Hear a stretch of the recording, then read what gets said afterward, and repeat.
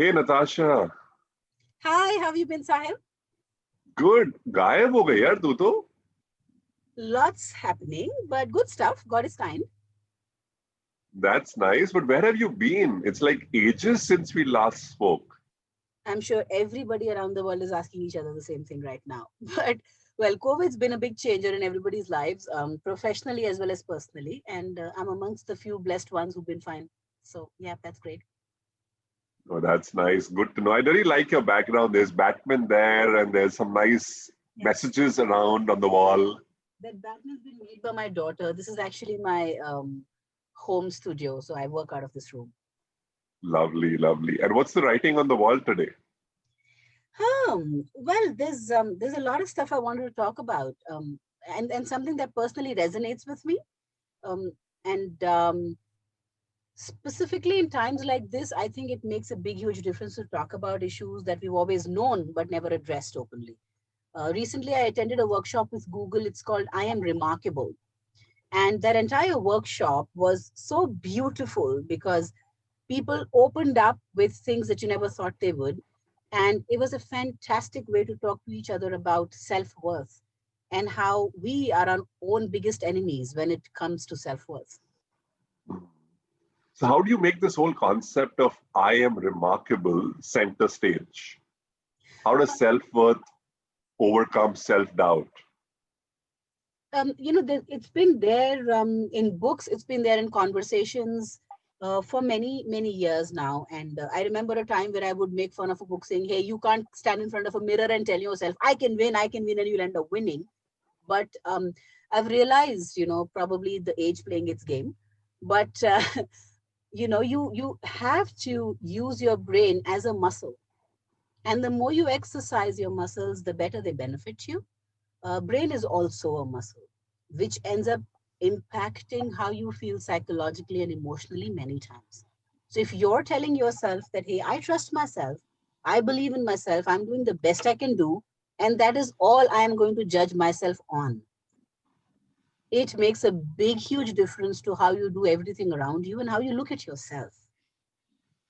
Right, I say that positive reinforcement can change reality. I'm certain that it can. Interesting, interesting. Because what we've really seen, 2020 played out so differently for so many different people. Yeah. Some people who were the age-old, tried, tested, Man Fridays, didn't really know how to react to COVID, didn't react as well as someone else who was just round the corner and came up with brilliant ideas, great suggestions, was actually riding the wave of COVID so beautifully. And that was a very interesting perspective that many of us saw in the last year. Absolutely true. And when I'll go back to what I said just a couple of minutes ago, that I'm certain it can change reality. Let me change a word there. I am certain it can impact the reality. So if somebody, let's assume, has a life-threatening disease, by telling myself I may not necessarily be able to change that fact, but how I react, how I manage that, and how I live through it or recover through it can definitely change the journey. And that makes a big difference. Coming to your question about how different people have reacted, handled, and performed during COVID times differently, um, you know, for me, it's not fair to box anybody in a certain category, saying, "Hey, this person was a great performer, or was the man Friday, or was a rock star." I think performance is judged or assessed, if I may say, that's the right word, assessed after you have performed. You're not to assume how somebody will perform, especially in times like these, because each of us have a different threshold to stress. Our circumstances are different, our family scenarios are different. God forbid, in one person's family there may be many cases. From a medical perspective, they may probably do well financially, they may not. In somebody else's case, it may be completely different, and therefore their perspective towards a COVID situation will be different. Education makes a difference, social status makes a difference, benefits and facilities available to you make a difference. So there is a person's reality is an amalgamation of their circumstances.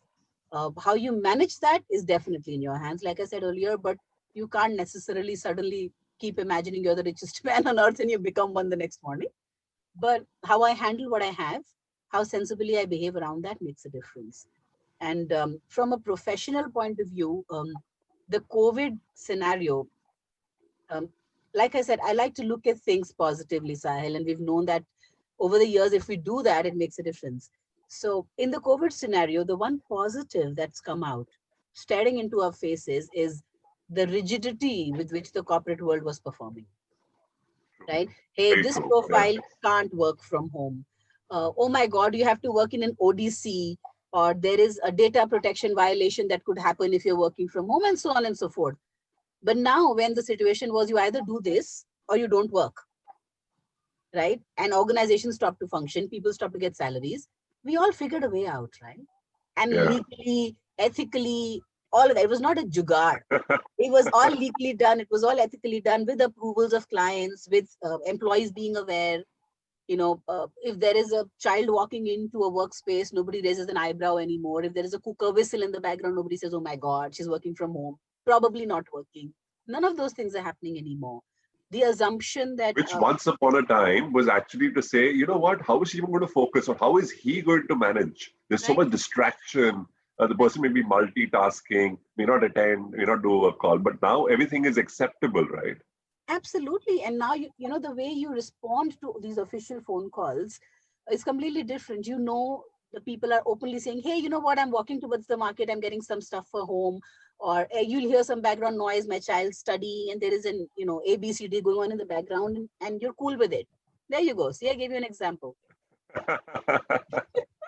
So these things are now acceptable, and it's pretty much okay for this to happen because that's the reality. And that Absolutely. it's not about a role or an individual who's able to perform better. It's about a scenario that everybody is facing today. So for some reason, Yeah. in fact, I read in one of the articles, it said that it did not take women to work from home or COVID to normalize work from home.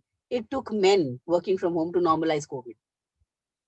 Oh, so beautiful. Absolutely. Very well written, whoever wrote that piece. But I don't I remember think, who gave Natasha, this. Yeah. yeah. But I think, this whole concept of blurring boundaries has made many of us reflect on what does being extraordinary mean, right? Because when we were at work, we would perform our roles at work, and maybe that was the space we wanted to be extraordinary. Mhm. When we came back home, as a mother, I'm sure, of two beautiful young daughters, you would play the role of a mother. As a wife, you would play that role. And in each role, each one of us wanted to be extraordinary, right? But now the whole question is, with everything blurring into the same geographic space, are we really making choices or are we prioritizing in what moment do we want to give our entire 100% and what ends up taking a back seat? And maybe in the next moment we reprioritize. Is that playing out for you in some way?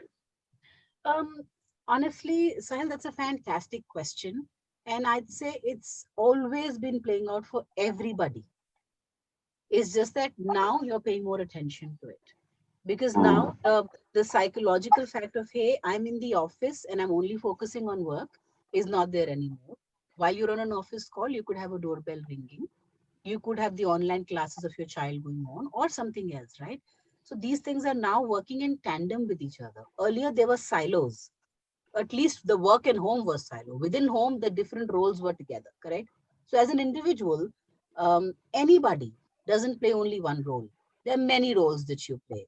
Like you stated my example, I'm a working professional, I'm a mother, I'm a wife, I'm a daughter, I'm a painter. There are so many things, I'm a poet. There's so many things that are of my interest, which I choose or are my relationships. And any individual cannot be 100% in each of these, right? So you choose then that, hey, you know what, out of all of these roles that I play, I can't be extraordinary in every single role. And therefore I tell myself that these are the two roles that I choose to be extraordinary in consciously. So the effort I put in there is far higher than the effort I put in elsewhere. And that doesn't mean that the other roles are not important to me, but what it means is I'm okay being ordinary in those roles. And ordinary is not bad. yeah. There is no judge to it, right? So I'm absolutely fine being an ordinary poet, for example, And as per my priority, I cannot, it's a non-negotiable for me to not be an extraordinary mother. And that could be different for different people. And none of that is right or wrong. But we have to be conscious that this is where I'm going to put in a lot of my effort. And this is a fundamental that's been, there's a training program as well by Stephen Covey on this one that talks about how effective people are extraordinary and how you choose those roles for yourself, right? Uh, and that's where it comes from. And, it hit me hard when I read that and said, hey, you know what, we all do it, but unless it's consciously written as a fundamental in front of you, sometimes it doesn't make a message, it doesn't get it home right. But yeah, that's what it is. It's always been there. It's been there for me. It's been there for you. We just need to be conscious and look at it. No, absolutely. I think it's very well put, Natasha. And that's the reality of life, right? Yes. Good, wonderful. A great conversation. Thank you so much for joining us on Just Like That. Pleasure's been mine. Have a wonderful day ahead.